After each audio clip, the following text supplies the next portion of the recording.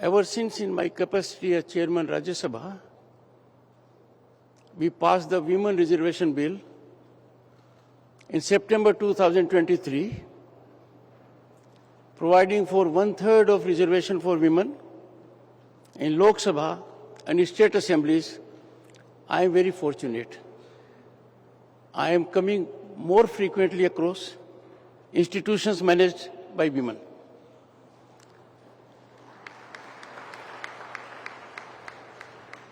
JNU Vice Chancellor, I was there, happened to be a woman. Gujarat University Vice Chancellor, happened to be a woman. IIM, Bodh Gaya, woman. And now, not one but two. Very distinguished. Shri Mohtaji, Chairperson, Board of Governors of Birla Institute of Management and Technology. Friends, you know it. She is an outstanding contributor to education system in the country. Now for over 4 decades, since 1980, she has exemplified with simplicity, modesty, and sublimity, focus in education at all levels, and spread out even in Tier 3 cities. That's the perfect concept of trusteeship, giving back to the society what you have been fortunate to get for yourself. I have no doubt, and we have a feel-good factor for BIMTECH. Under her stewardship, this institute is bound to be on incremental trajectory. As Vice President of the country and Chairman Rajya Sabha, may I invite your faculty and your students to visit new building of Parliament, and we'll have the occasion to interact there also.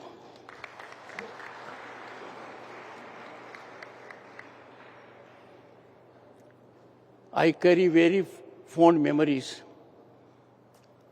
of having had the honor to virtually participate during COVID era in 2 programs that involved her at the peak.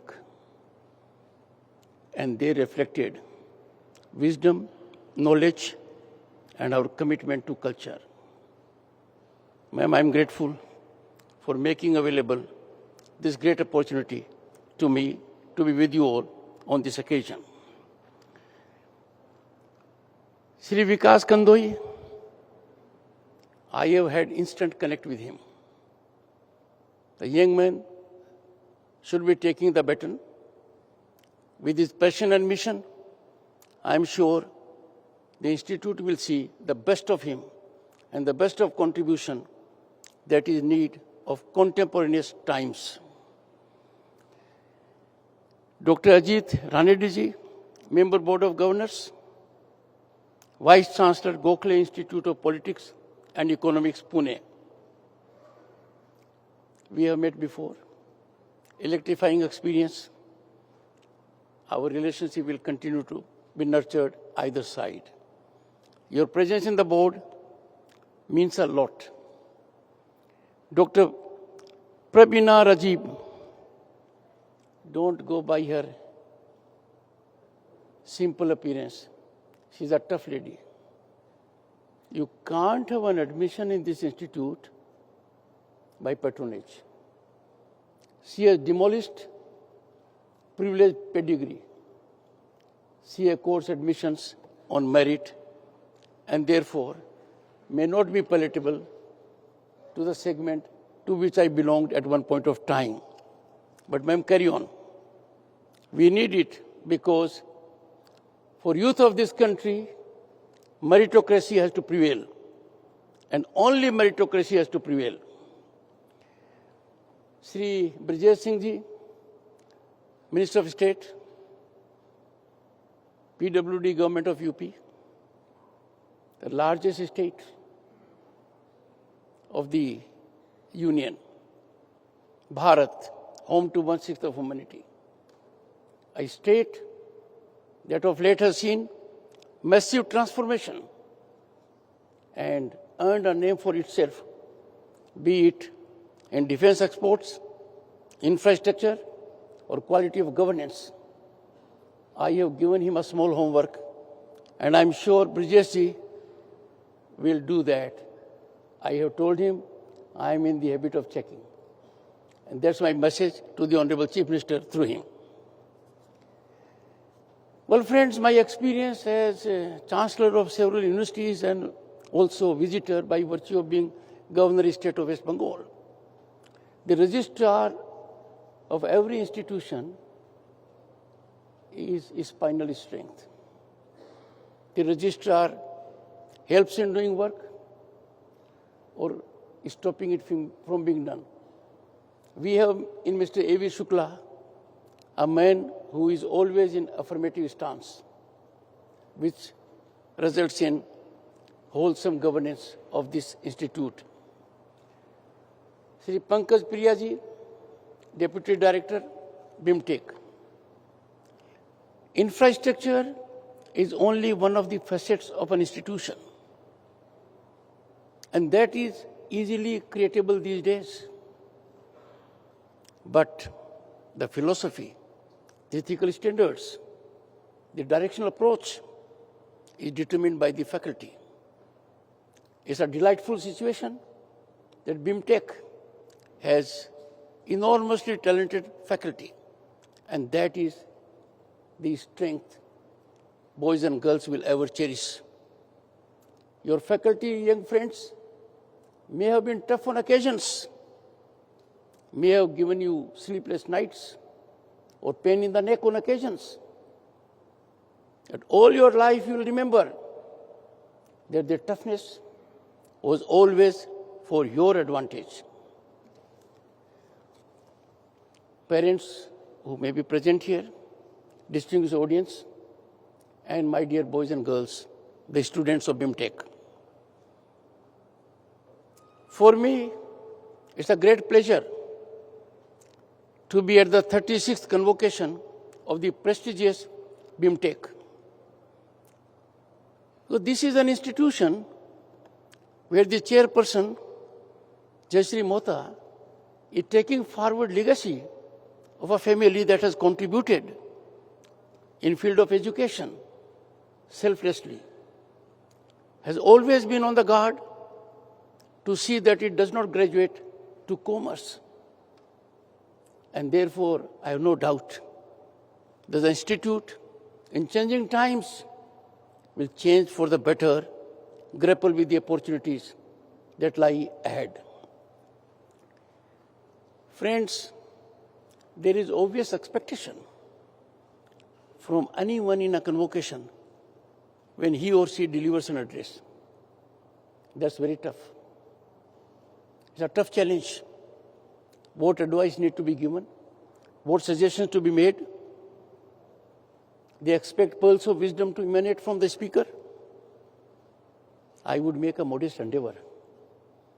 I seek to focus, in particular, on contemporaneous ground reality and how your adventurism henceforth be productive for you and our Bharat. My young friends, as graduates of this institution, you will now take a leap in larger public domain in full preparedness. Your degree requires you to be team players, problem solvers, possess presentation and communication skills. Besides having analytical mind, completing a program of this nature requires discipline, knowledge, and tenacity. You all have demonstrated this.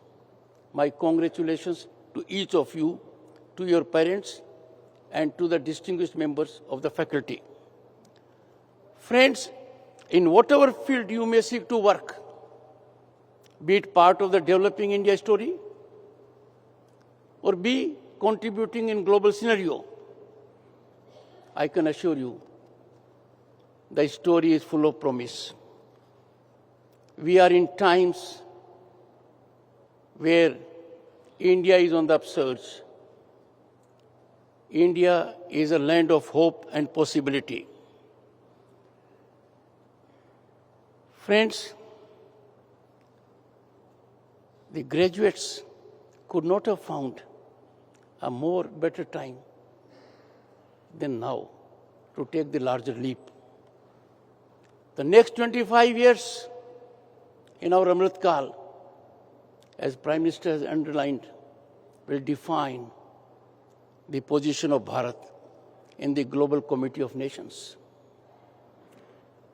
Our strength is our youth. You are the most vital stakeholders in governance in the future. You are possessed of high qualifications. You have been nurtured well. You have been enabled to contribute the very best for the nation, for the society, and for yourself. I have no doubt you are future leaders of this country, the creators of positive change, driving economic, technological, and social progress. Friends, I was a young person at one point of time. So were others here, faculty members. But we had an ecosystem that was troubling, that was painful. We were having a difficult terrain. We did not see light at the end of the tunnel. You are very fortunate. You are living in Bharat that is on unprecedented exponential rise. This rise is unstoppable. Take, for instance, our economy. In 1989, I was elected to Lok Sabha from Jhunjhunu, a constituency which the family has well nurtured in academic field. My young friends, you may not be aware, I was a minister also then. The size of Indian economy in 1990 was smaller than the size of economy of cities like London and Paris. Can you imagine? That was the time to sustain our global credibility when our foreign exchange was fluctuating around $1 billion. Our gold in physical form had to be taken, to be placed in 2 Swiss banks. And where are we now? Unbelievable, spectacular progress has taken place. During your school days, just a decade ago, India was counted globally as part of fragile 5 economies. An economy that was cause of concern not only to the nation, but to the global fraternity. Just in a decade, facing headwinds, negotiating difficult terrain, coming out of mood of despondency, India has emerged as the 5th largest global economy. We are ahead of Canada, Brazil, UK, and France. Friends, in next 2-3 years, our Bharat, home to 1/6 of humanity, the mother and oldest democracy on the planet, civilization ethos of more than 5,000 years, would be number 3 global economy ahead of Japan and Germany. This is the ecosystem you will be facing outside. Friends, all these developments were unthinkable when I was young. All these developments I could not even dream of. I could not aspire. For you, this ecosystem is ground reality. Friends, I had indicated I'll be saying how this institute has to change, keeping in the need of times. Disruptive technologies, we have to live with them. They have become part of life, part of your office space where you will be going in corporates or having your own startups. Artificial intelligence, Internet of Things, machine learning, blockchain, and the kind. they offer challenges, they offer opportunities. It is expected of you to be abreast of the latest technology, employed for national gain. And you'll be surprised pleasantly that India is amongst few countries in single digit that are focusing on quantum computing, with already an allocation to the Commission of 6,000 crores. For people like you who will be going to corporates, be part of management, the green hydrogen mission with allocation of 19,000 crores is already in place. It has potential, my young friends, by 2030 to generate employment of 6 lakh people with investment of 8 lakh crores. You have to be the real players in game. Let me come to 6G. People of my generation think 5G and 6G is part of using a mobile phone. But you know it. It's a great commercial activity, a great potential. India is among few countries that will be taking on commercial utilization of 6G from 2025 to 2030 phase 2. Friends, this is a big change. And you have all the possibility, potential to exploit it for your gain, for gain of your family, your friends, society, and the nation at large. This is a big change. The second big change, a transformational welcome change, equality before law. There was a time people thought we are above law. We are beyond the reach of law. We are not accountable to law. Just imagine how painful it will be for young minds. That in a democracy where they are living, they are breathing, right to equality is eluding them. Now those who thought they are privileged pedigree, those who thought they are beyond the reach of law, the long arm of law is around their neck. There's a ground reality. That's your greatest benefit, that you have equal rights, equal accountability. Earlier you had equal rights in measure, but there were others who could steal mileage over you. No longer patronage, nepotism, favoritism can be password for a contract opportunity or a job. Meritocracy alone prevails. Transparency and accountability are the new norms. This is another big gain you have seen. Friends, a third, and that is very vital for young minds like you. Nothing worked without corruption.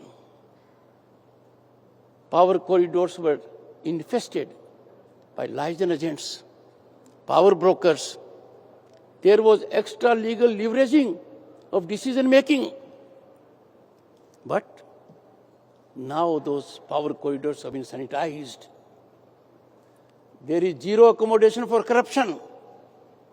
And this goes to the advantage of nationalist people, people who have love for their job, for their country.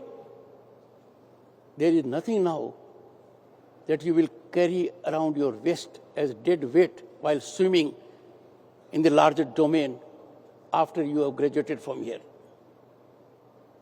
There is an ecosystem in place, and that system allows you to fully exploit your talent and potential, realize your dreams and aspirations. I am sure you will avail of the opportunity.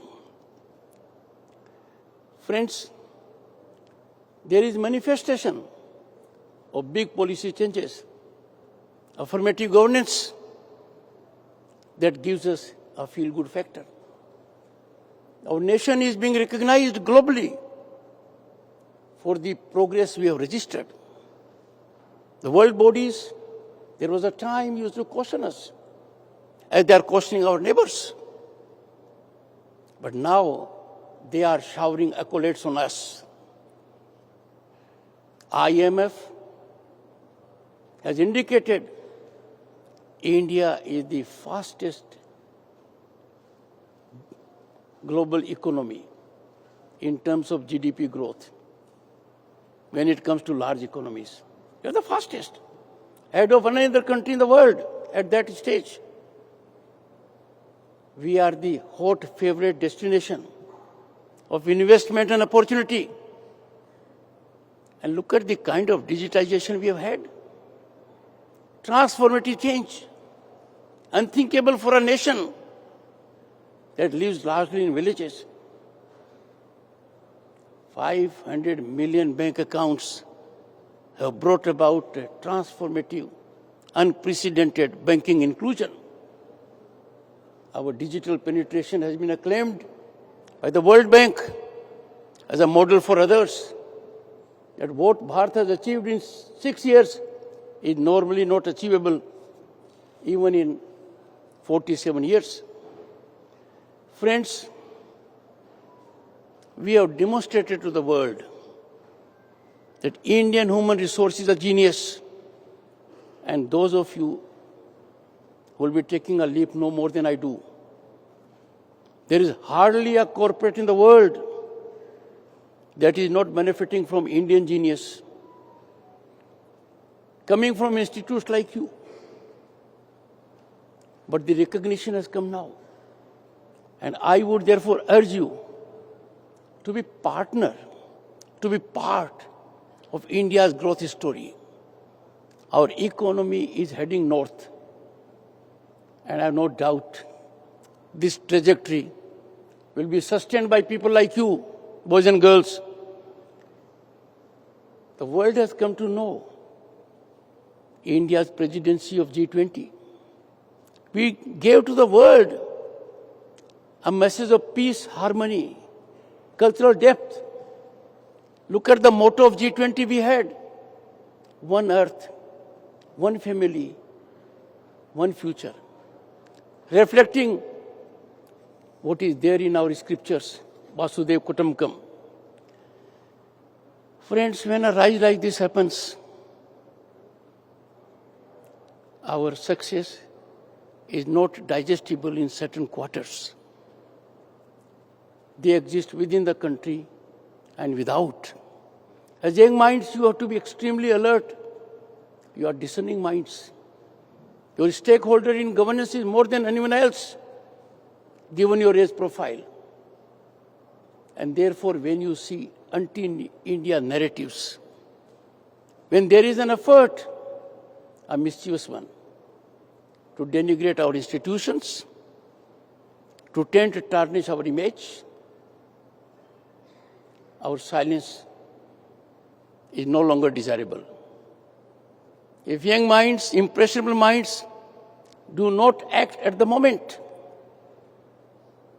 their inaction and silence will resonate in your ears in times to come. I have no doubt India is on the rise primarily because of its youth dividend, because of the people like you who are skilled, trained to contribute to the growth trajectory in any manner you feel appropriate. Friends, we all are part of marathon march of Bharat for Viksit Bharat 2047. ये हवन है, ये बहुत बड़ा यज्ञ है. इस यज्ञ में सभी को आहुति देनी है, सभी का योगदान है. उसी की वजह से 2047 में जब भारत आजादी का शताब्दी पर्व मना रहा होगा, जब यज्ञ संपन्न होगा, पूर्ण आहुति दी जाएगी, भारत विकसित देश होगा. And you will be in your prime. You will see Bharat in absolute glory, a glory that was there thousands of years ago. Bharat, home to knowledge and wisdom, home to culture, as no nation can ever claim. And therefore, I would make some suggestions to you. Those are the suggestions which you alone are in a position to translate into action. My first suggestion, look at our trade deficit. More than 100 billion in some countries. What are we importing? We are importing items that are avoidable. We are importing items that are made in this country. We have a concept of being vocal for local, Swadeshi. It pains my heart, so would yours. We are importing kites, diyas, candles, furniture, curtains and the kind. And we are doing it for one reason. Some people who import these items manage to make easy money the cozy way. But look at the pain they inflict on Bharatma. Our precious foreign exchange in billions is drained out avoidably. We are snatching hands from our people who could make these items. We are blunting entrepreneurship of people like you who can engage in these activities. I therefore urge all of you to nurture economic nationalism, to ensure that this spirit of economic nationalism is deeply embedded in your mind, in your thought process. You will have multiple occasions to do it when there will be emergence of an ecosystem that yes, we shall always keep interest of the nation before any other interest. I can't conceive of any fiscal gain of any dimension whatsoever. The figure may be astronomical in terms of gain. No fiscal gain can be justified when you compromise economic nationalism. Take it as your motto. Friends, I am perturbed, disturbed when I go to some ports. Our raw material is being exported as such. We are not adding value to our raw material. We are doing the same three things. One, we are declaring to the world we are unable to add value to our raw material. The situation is we have capacity to add value. But then somehow, control of the raw materials, they take the easy route. Why should I engage into value addition? You must, because it will generate employment. It will generate entrepreneurship. For the same reason, I urge you, appeal to you, to kindly promote value addition in the country. The value addition must be effective. And that, I am sure, will have deep impact on our economy. Friends, you are at a time when you will step out of the country, your passport will speak for yourself. In the global community of nations, people will confer with you because you are an Indian. They will try to find out from you what opportunities they can have this country. A situation which people of my generation could never even imagine. Friends, when you are living in such a Bharat, you need to put your very best. You have the capacity, you have the opportunity and the challenge. This is the time for you all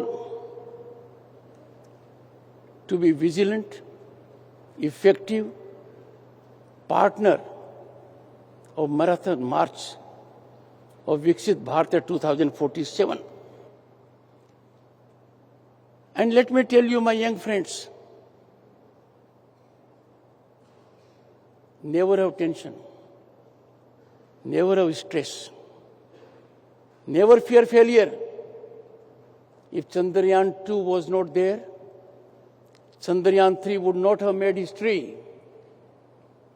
Chandrayaan 2 was not failure, it was major success, but not 100%. So every failure is a stepping stone to success.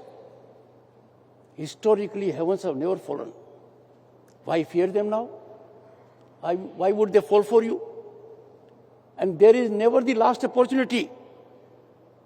because if I may be allowed to quote one of the Greek philosophers, pre-Socrates philosophers, Heraclitus, he said, the only change, the only thing constant in life is change.